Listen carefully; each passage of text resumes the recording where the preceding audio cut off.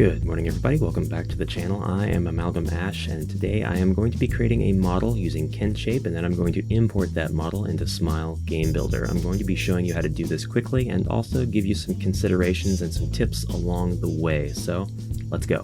This is going to be sort of akin to my speed tutorials. Let's click on the 16 by 16, and today I want to make a golden coin. We will turn on horizontal mirroring, and we will just need to make half of the coin. So this is going to be more of a diamond shape.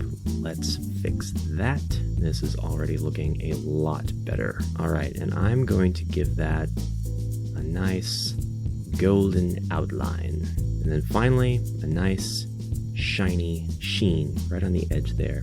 Looking at the model, I think that looks fine. I'm going to export it. We want to keep our export type at model. For export format, we want FBX because that is the format that Smile Game Builder accepts. And then for texture, we actually want unwrapped. You can do Atlas and it will work just fine with Smile Game Builder, but unwrapped allows you to see the UV unwrapped texture, and then you can edit it in a paint program and make copies or whatever you need to do. So unwrapped is just a lot more useful to us. Optimize, make sure you keep it on, and go ahead and export it at 100%. So for this, we're going to call it golden coin. We're not going to put any spaces because if we put spaces, we could end up with problems. All right, opening Smile Game Builder, new project. I don't even have an existing project open for this example. And add assets. We are at the 2-minute mark.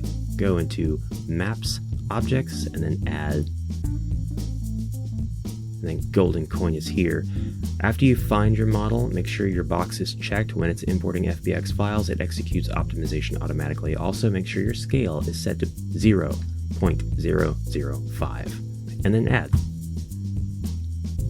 Should come up pretty quickly. Let's close that. Go to our desktop tab because that was the name of the folder that our model was in, and then we can throw these coins all around my test map.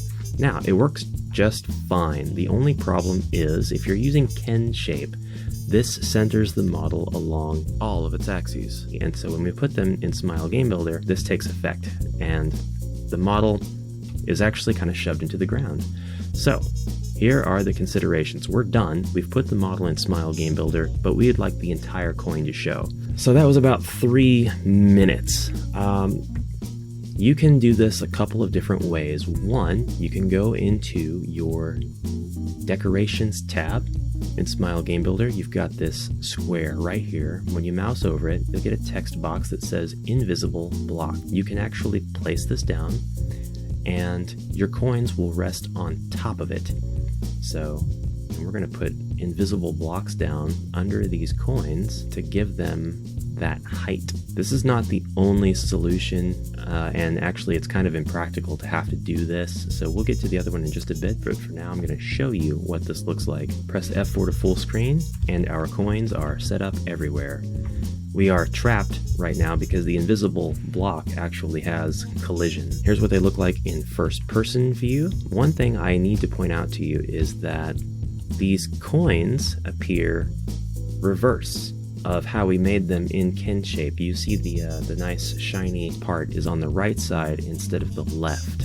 So they are actually facing away from us in Smile Game Builder. All right, back to KenShape. There's not a setting here that will fix that. You'll have to actually remedy it in the drawing itself. So there's no way that I can make this look the way that I want using this canvas. We are actually going to make a new picture, 32 by 32. We're not going to save this one. We're going to make our model in this top part of the canvas, and then the entire thing will show in Smile Game Builder. You can actually paint on the line, the row of pixels just underneath the center line, and it will show also above ground. So there is just a little bit of pushing up that this program does when it creates a model. So this right here would be visible in Smile Game Builder, this line, if I were to export this model as is. But let's make our coin so I can actually show you this and prove it. This coin, I'm going to make it a little bit differently. I'm actually going to give it the edges it deserves. Okay, so this, as we see it, this will show up in SGB just fine. Let's export it. FBX, unwrapped, on, export. We're going to call this Golden Coin 2. Back to SGB we go, add assets, maps, objects, add, golden coin 2. Everything will pretty much stay as far as the settings that we've chosen before. Desktop, golden coin 2. I've noticed they look a little bit strange in the preview, but don't worry about that. Let's delete those so we actually have a way out of here and place these down. I had to delete my invisible blocks. Okay, much better. Switch to first person, and yeah, these coins are now above ground like they should be. They're touching the ground, so that tells you where the image needs to be in order for it to make contact with the ground. I forgot the little sheen, but the beveled edges worked perfectly. And then you get a little bit of lighting, some ambient lighting. That's nice. But there's got to be some other stuff that we can import without any problems, right? So let's take this fence. It actually seems like we could move that all the way up, and we should be able to export this as a model and not have any problems at all. So we're going to call this fence. We're going to make sure we throw that onto the desktop. And then in SGB, we're going to add assets, again, maps, objects, add fence. Close that, and we have our fence. Let's see what this bad boy looks like. It does not connect end to end, unfortunately. Well, not at that size anyway. What if we go 006?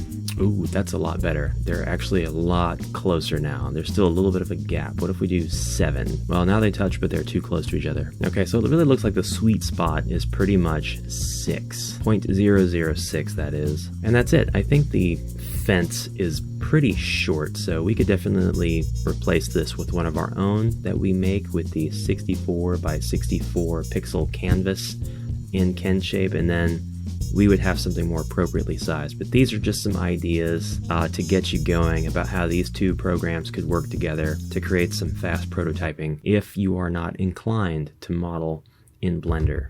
If you are inclined to use Blender to kind of help yourself out, KenShape does come with a lot of really awesome models that you could use in SGB immediately. And that is all for today, so I hope that gave you some ideas or that you found this video otherwise helpful. I will see you tomorrow. So have a great day, and until next time, bye for now.